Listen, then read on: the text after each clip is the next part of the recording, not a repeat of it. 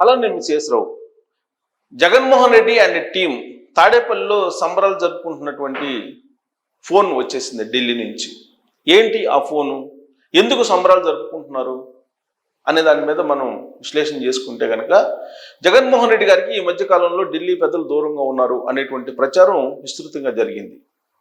కానీ ఇప్పుడు ఉపరాష్ట్రపతి ఎన్నికలు జరుగుతున్నటువంటి సందర్భంగా ఉపరాష్ట్రపతిగా రాధాకృష్ణన్ని ఎంపిక చేశాము, ఆయనకి మద్దతు ఇవ్వండి అని చెప్పి రక్షణ శాఖ మంత్రి రాజ్నాథ్ సింగ్ గారు జగన్మోహన్ రెడ్డి గారికి ఫోన్ చేశారు. ఆ విషయాన్ని తాడేపల్లి వర్గాలు లీక్ చేశాయి, చెప్తూ ఉన్నాయి రాజ్నాథ్ సింగ్ గారు ఫోన్ చేశారు అని చెప్పి. సో జగన్మోహన్ రెడ్డి గారికి ఉన్నటువంటి ఎంపీల సంఖ్య చాలా తక్కువ. రాజ్యసభలో ఒకవేళ జగన్మోహన్ రెడ్డి గారు మద్దతు ఇచ్చినా ఇవ్వకపోయినా వైఎస్ఆర్ కాంగ్రెస్ పార్టీకి సంబంధించినటువంటి ఎంపీలు ఎలాగూ బీజేపీకి ఓటేస్తారు, ఎన్డీఏకే ఓటేస్తారు. అడిగినా అడగకపోయినా గతంలో ఎన్డీఏకే మద్దతు ఇచ్చారు, బేషరతుగా మేము మద్దతు ఇస్తున్నామని చెప్పి అనౌన్స్ చేశారు. ఒకవేళ వ్యతిరేకంగా ఓటు వేస్తే ఏం జరుగుతుందో జగన్మోహన్ రెడ్డి గారికి తెలుసు. అందుకే లోక్సభలో ఉండేటువంటి 4 ఎంపీలు, రాజ్యసభలో ఉండేటువంటి ఎంపీలు ఎవరు కూడా ఇండియా కూటమికి లేదా ఇండియా కూటమి నిలబెట్టే అభ్యర్థికి ఓటు వేసేటువంటి అవకాశం లేదు. పైగా ఇప్పుడు ఇండియా కూటమి సమావేశం జరిగింది. ఆ ఇండియా కూటమిలో ఇప్పటి వరకు అభ్యర్థిని నిలుపుకోవాలా అవసరం లేదా అనేది కూడా నిర్ణయించుకోలేదు. ఈ లోపుగానే అక్కడ రాజ్నాథ్ సింగ్ గారి నుంచి ఫోన్ రావడంతో జగన్మోహన్ రెడ్డి గారి కోటలో సంబరాలు మొదలయ్యాయి. కారణం, ఎన్డీఏ నుంచి మాకు కూడా సపోర్ట్ ఉంది, ఎన్డీఏ నీడలో మేము ఉన్నాం, ఎన్డీఏ తోటి కలిసి నడుస్తూ ఉన్నాం, కాబట్టి రాష్ట్రంలో కేసులు ఏవైతే ఉన్నాయో అవి అంతిమంగా శిక్ష పడేవి కావు అనేటువంటి విధంగా ఫోకస్ చేస్తూ ఉన్నారు కొంతమంది. సో ఇప్పటి వరకు కూడా జగన్మోహన్ రెడ్డి గారి కేసులు, వాటి కదలికలు, వాటి యొక్క పురోగతి, వీటన్నింటినీ కనుక గమనిస్తే ఢిల్లీలో ఉండేటువంటి బీజేపీ పెద్దలు ఆయన్ని అండగా నిలుస్తూ రక్షిస్తున్నారు అనేటువంటి భావన ఎక్కువ మంది తెలుగు ప్రజల్లో ఉంది. ఆయన మీద ఇప్పటికే సిబిఐ కేసులు, ఈడీ కేసులు ఉన్నాయి. అవి ఎంతకాలం పాటు ఉంటాయో తెలియదు. ప్రస్తుతం బెయిల్ మీద ఉన్నారు. దాదాపు 12 సంవత్సరాల నుంచి ఆయన బెయిల్ మీదనే కొనసాగుతున్నారు. బెయిల్ మీద ఉన్నటువంటి ఆయనే ముఖ్యమంత్రిగా 5 సంవత్సరాల పాటు కొనసాగారు. ఇదంతా ఎలా సాధ్యము అని అంటే, ఇండియన్ న్యాయ వ్యవస్థలో, జ్యుడిషియరీలో ఉండేటువంటి కొన్ని లోపాల కారణంగా ఆయన బెయిల్ మీద కొనసాగుతున్నారనేది కొంతమంది న్యాయ నిపుణులు చెబుతూ ఉన్నారు. కాదు బీజేపీ పెద్దల జోక్యం చేసుకొని ఆయన అరెస్ట్ నుంచి తప్పిస్తున్నారు, ఆ కారణం చేతనే ఆయన బయట తిరుగుతున్నారని భావించేటువంటి వాళ్ళు, ఆ విధమైనటువంటి అభిప్రాయాన్ని వ్యక్తం చేసేటువంటి వాళ్ళు లేకపోలేదు. కేవలం ఈ కేసులే కాదు, కిట్ ప్రోకు సంబంధించినటువంటి సిబిఐ, ఈడీ కేసులే కాదు, మళ్ళా వివేకానంద రెడ్డి గారి మర్డర్ కేసు, ఆ మర్డర్ కేసు సంబంధించినటువంటి విచారణ, దీనికి సంబంధించినటువంటి అంశం కూడా చర్చ జరుగుతోంది.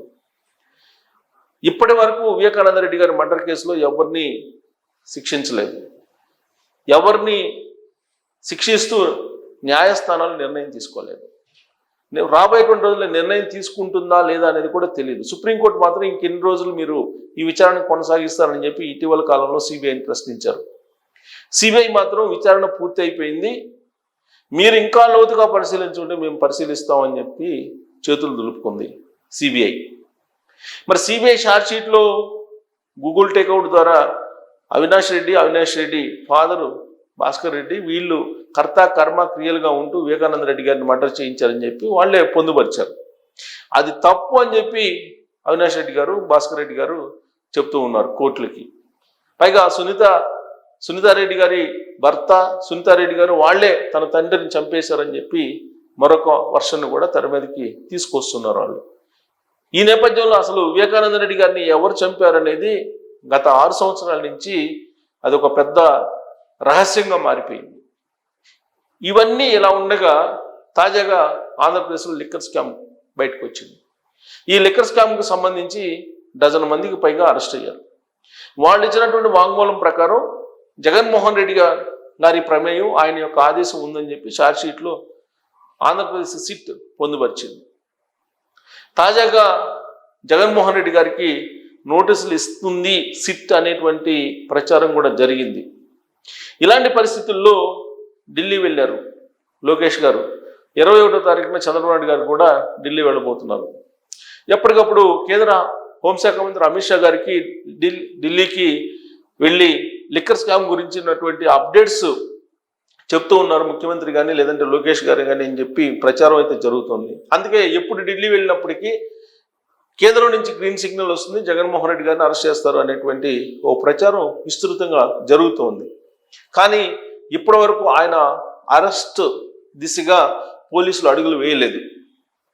కేవలం లిక్కర్ స్కామ్లో ఉన్నటువంటి వాళ్ళు, డైరెక్ట్గా ఇన్వాల్వ్ అయినటువంటి వాళ్ళని, అలాగే అనుమానితుల్ని వాంగ్మూలాన్ని బేస్ చేసుకొని, గూగుల్ టేక్అవుట్స్ని బేస్ చేసుకొని, డేటాని బేస్ చేసుకొని, ఫోన్ కాల్స్ని బేస్ చేసుకొని, అలాగే టవర్ సిగ్నల్స్ని బేస్ చేసుకొని, ఇలా రకరకాల పద్ధతుల్లో సాంకేతికపరమైనటువంటి నాలెడ్జ్ తోటి అధ్యయనం చేసి ఆ లిక్కర్ స్కామ్లో ఉన్నటువంటి నిందితుల్ని అరెస్ట్ చేసి జైల్లోకి పంపించారు. దాదాపు 12 నుంచి 15 మంది వరకు జైల్లో ఉన్నారు. ఇప్పటి వరకు ఎవరికి ఆ లిక్కర్ స్కామ్లో బెయిల్ రాలేదు. బెయిల్ కోసం ప్రయత్నం చేస్తూ ఉన్నారు. ఇప్పుడు రెండో ఛార్జ్షీట్ కూడా, అనుబంధ ఛార్జ్షీట్ కూడా ఆంధ్రప్రదేశ్ సిట్ వేసింది, కోర్టులో ఉంది, విచారణ జరుగుతుంది. నెక్స్ట్ స్టెప్ ఇక జగన్మోహన్ రెడ్డి గారిని అరెస్ట్ చేయటమేను అనేటువంటి పరిస్థితి, అలాంటి ప్రచారం ఇప్పుడు జరుగుతుంది. ఇలాంటి పరిస్థితుల్లో ఉపరాష్ట్రపతి ఎన్నికలు వచ్చాయి. ఈ ఉపరాష్ట్రపతి ఎన్నికల సందర్భంగా మద్దతు ఇవ్వాలి ఎన్డీఏ అభ్యర్థికి అనే ఫోను రాజ్నాథ్ సింగ్ గారి నుంచి రావడము అనేది తాడేపల్లిలో సంతోషాన్ని మిగులుస్తుందని చెప్పి వైఎస్ఆర్ కాంగ్రెస్ పార్టీ వాళ్ళు చర్చించుకుంటున్నారు. కారణం ఏంటంటే ఈ మధ్యకాలంలో కేంద్ర ప్రభుత్వానికి జగన్మోహన్ రెడ్డి గారికి మధ్య బంధం తెగిపోయింది. అందుకే రాహుల్ గాంధీ వైపు హాట్ లైన్లో టచ్లో ఉన్నారు, ఇండియా కూటమి వైపు అడుగులు వేస్తున్నారు అనేటువంటిది వినిపించింది. అలాంటి దానికి ఇప్పుడు బ్రేక్ చేస్తూ అలాంటి ప్రచారానికి రాజ్నాథ్ సింగ్ గారు ఫోన్ చేయడంతో ఎలాగూ బేషరతుగా ఉపరాష్ట్రపతి ఎన్నికలకు కానీ, రాష్ట్రపతి ఎన్నికలకు కానీ, లేదా వ్యవసాయ చట్టాలకు కానీ, 370 కానీ, సిఏకి కానీ, పౌరసత్వానికి కానీ, ఇలా ఏ బిల్లు పెట్టినా అటు రాజ్యసభలో ఇటు లోక్సభలో మద్దతు ఇస్తూ వస్తున్నటువంటి వైఎస్ఆర్ కాంగ్రెస్ పార్టీ ఇప్పుడు కూడా మద్దతు ఇస్తుంది ఆటోమేటిక్గా, అడిగినా అడగకపోయినా. కానీ రాజ్నాథ్ సింగ్ గారి నుంచి ఫోన్ రావటం అనేది జగన్మోహన్ రెడ్డి గారి యొక్క రాజకీయ బలం ఏంటి అనేది తెలియజేస్తుంది అనేటువంటి విషయాన్ని వైఎస్ఆర్ కాంగ్రెస్ పార్టీ వాళ్ళు ఇప్పుడు ప్రజల్లోకి తీసుకెళ్తున్నారు. దీన్ని అనుకూలంగా మలుచుకునేందుకు ప్రయత్నం చేస్తూ ఉన్నారు. ఇప్పటివరకు రాష్ట్రంలో కూటమి ప్రభుత్వం ఉంది. ఈ కూటమి ప్రభుత్వాన్ని వ్యతిరేకిస్తే కేసులు పెడతారేమో, విచారణ చేస్తారేమో, జైల్లో పెడతారేమో అనేటువంటి ఒక ఆందోళన వైఎస్ఆర్ కాంగ్రెస్ పార్టీ శ్రేణుల్లో ఉంది. రాజ్నాథ్ సింగ్ గారి నుంచి ఫోన్ రావడంతో సో జగన్మోహన్ రెడ్డి గారికి ఇంకా కేంద్రం యొక్క లింకులు, ఢిల్లీ పెద్దల యొక్క లింకులు తీసుకోలేదు. కాబట్టి ఇప్పుడు ఇక్కడ కూటమి ప్రభుత్వం ఉన్నప్పటికీ గత అవినీతి అక్రమాలు తాలూకు విచారణలు జరిగినప్పటికీ, జైల్లోకి పంపించినప్పటికీ కూడా విచారణ పూర్తి కాదు, శాశ్వతంగా దానికి శిక్షలు పడవు అనేటువంటి ధైర్యం ఇప్పుడు వైఎస్ఆర్ కాంగ్రెస్ పార్టీ శ్రేణుల్లో వినిపిస్తూ ఉంది. సో జగన్మోహన్ రెడ్డి గారికి రాజ్నాథ్ సింగ్ గారు ఫోన్ చేశారు. ఒకవేళ చేయకపోయినా బేషరతుగా ఆయన మద్దతు ఇస్తారనేది అందరికీ తెలుసు. అయినప్పటికీ ఫోన్ చేయటం అనేది ఒక కీలక మలుపు ఆంధ్రప్రదేశ్ రాజకీయాల్లో తిప్పబోతుంది అనేటువంటి ఒక చర్చ ఇప్పుడు మొదలవుతుంది.